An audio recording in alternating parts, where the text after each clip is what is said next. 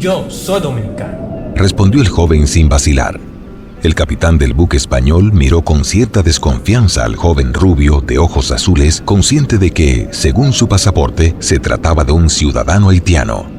Sin ocultar el desprecio en el tono de su voz, el capitán le respondió: Tú no tienes nombre, porque ni tú ni tus padres merecen tenerlo, porque cobardes y serviles inclinan la cabeza bajo el yugo de sus esclavos.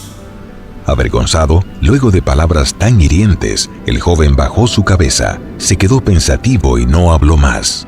El viento frío procedente de la costa norteamericana le provocó un escalofrío.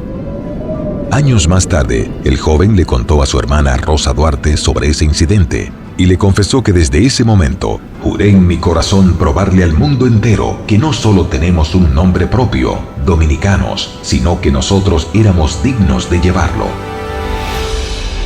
Juan Pablo Duarte y Diez nació el 26 de enero de 1813 en la ciudad de Santo Domingo. Sus primeros años transcurrieron en tiempos de la llamada España Boba, 1809-1821, y su temprana adolescencia bajo la dominación haitiana, que duró 22 años. En el lapso 1829-1832 tuvo la oportunidad de viajar a Europa en viaje de estudio, pues desde 1823 los haitianos habían clausurado la universidad en Santo Domingo. Según su hermana y biógrafa Rosa Duarte, fue al inicio de este viaje cuando Duarte tuvo un incidente con el capitán español del barco en que viajaba. Para esa época, Duarte ya tenía conocimiento de los movimientos independentistas que entre 1804 y 1825 habían ocurrido en la isla de Santo Domingo y en la América hispana. Pero tal como él mismo le confesó a su hermana Rosa, fue el incidente ocurrido en el barco que terminó convenciéndolo del impostergable deber que tenía de luchar por la liberación del pueblo dominicano. Paralelamente, el impacto que tuvieron a nivel continental la Revolución Norteamericana, la Revolución Francesa y los movimientos secesionistas de Latinoamérica marcaron el fin del antiguo régimen, de las monarquías absolutistas y el inicio de un nuevo sistema político, la democracia. Duarte llegó a Europa en una época de extraordinarias transformaciones sociales, particularmente en España, que entre 1815 y 1848 fue sacudida por incesantes conflictos políticos. En el viejo continente tuvo la oportunidad de modelar definitivamente sus convicciones políticas nacionalistas y su proyecto independentista. En Inglaterra, Duarte observó el funcionamiento de las instituciones políticas en el marco de una monarquía parlamentaria. En Francia, comprobó el celo con que los franceses defendían los valores universales de libertad, igualdad y fraternidad, mientras que en España asimiló nuevas corrientes políticas que procuraban imponerse sobre el viejo orden absolutista.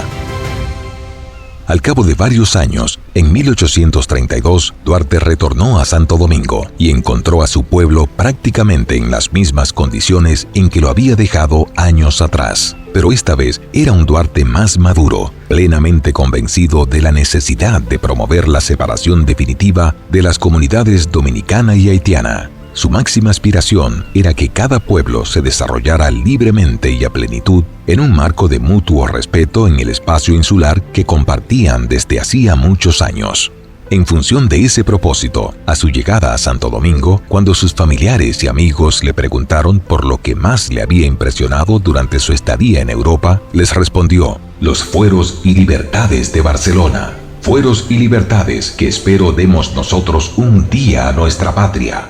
Para materializar sus ideales, desplegó múltiples actividades. Entre ellas, creó una escuela de estudios y adoctrinamiento en el almacén de su padre, al tiempo que promovió clases de filosofía, latinidad, historia universal, moral y derecho político bajo la enseñanza del padre Gaspar Hernández, en la sacristía de la iglesia Regina Argelorium. Allí, en esos círculos de estudio, entre sus amigos se promovían intercambios de ideas orientados a forjar una conciencia revolucionaria libertadora.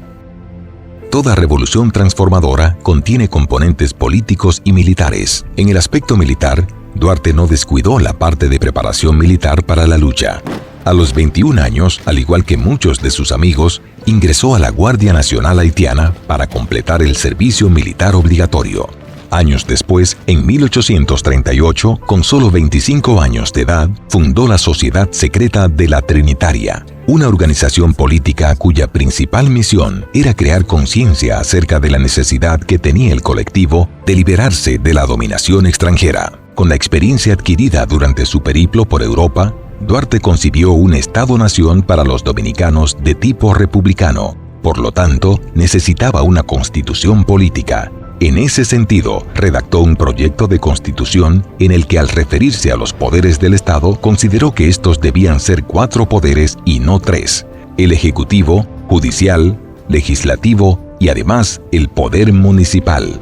Esta concepción duartiana sobre la importancia del poder municipal pone de manifiesto la influencia que recibió de la Constitución de Cádiz, que convirtió a España en una monarquía constitucional.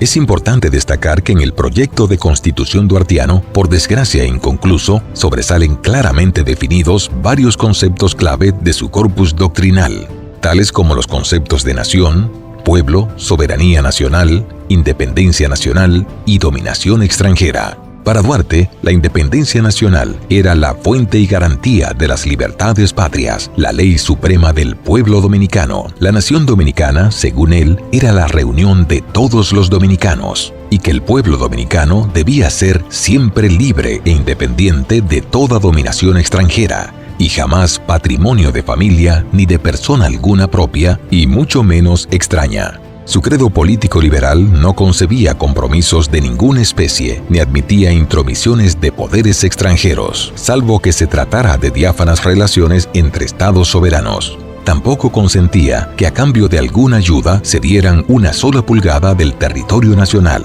porque ello constituía un indeseable precedente para la ulterior ocupación de la isla completa. En 1843, tanto Duarte como los trinitarios se unieron al movimiento reformista haitiano, cuyo propósito era derrocar la dictadura de Jean-Pierre Boyer. Tras esa alianza táctica, los trinitarios esperaban que, dado el carácter liberal de los reformistas haitianos, un gobierno más abierto y progresista estaría dispuesto a respaldar el proyecto independentista de los dominicanos, toda vez que la independencia haitiana se había inspirado en los principios ya universales de libertad, igualdad y fraternidad. Pero el nuevo presidente haitiano, Charles Gerard, no estuvo nada dispuesto a considerar la idea de una separación por parte de los dominicanos, razón por la que ordenó perseguir a todos los que, bajo la orientación de Duarte, propugnaban la independencia definitiva del pueblo dominicano. En vista de la nueva política de represión y persecución desatada por los haitianos, una noche de principios de agosto de 1843, Duarte, Pedro Alejandrino Pina y Juan Isidro Pérez se vieron obligados a abandonar la isla con destino a Curazao primero y luego hacia Caracas. Sus demás compañeros tuvieron que refugiarse en diferentes lugares de la ciudad y en otras comarcas de la parte española.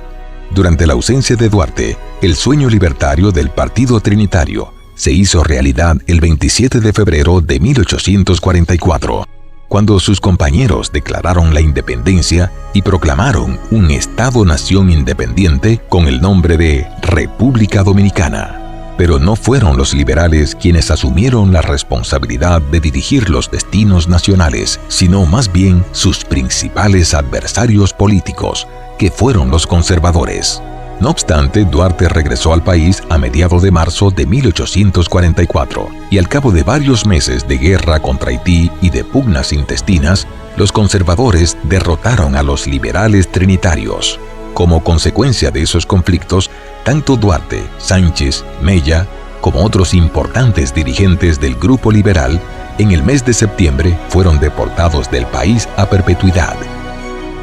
Al año siguiente, tanto la madre de Duarte como sus hijas fueron también expatriadas. Desde entonces, la familia Duarte Díez vivió en el exilio para siempre.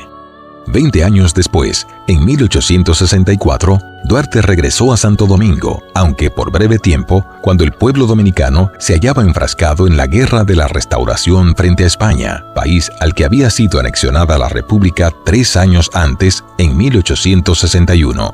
Aunque el fundador de la República ofreció incorporarse a la guerra restauradora, los nuevos gobernantes dominicanos estimaron que sus servicios serían mucho más útiles en Venezuela, en donde podía gestionar apoyo político y financiero en favor de la causa dominicana. Duarte aceptó la encomienda del gobierno dominicano y regresó a Caracas, esta vez en misión diplomática ante el gobierno de Venezuela. Permaneció en sus funciones por espacio de 1 año, hasta que presentó renuncia a su cargo diplomático a raíz de los confusos incidentes ocurridos en el país que culminaron con el asesinato del presidente José Antonio Salcedo. Jamás regresó a la República Dominicana. Su deceso se produjo en Caracas el 15 de julio de 1876.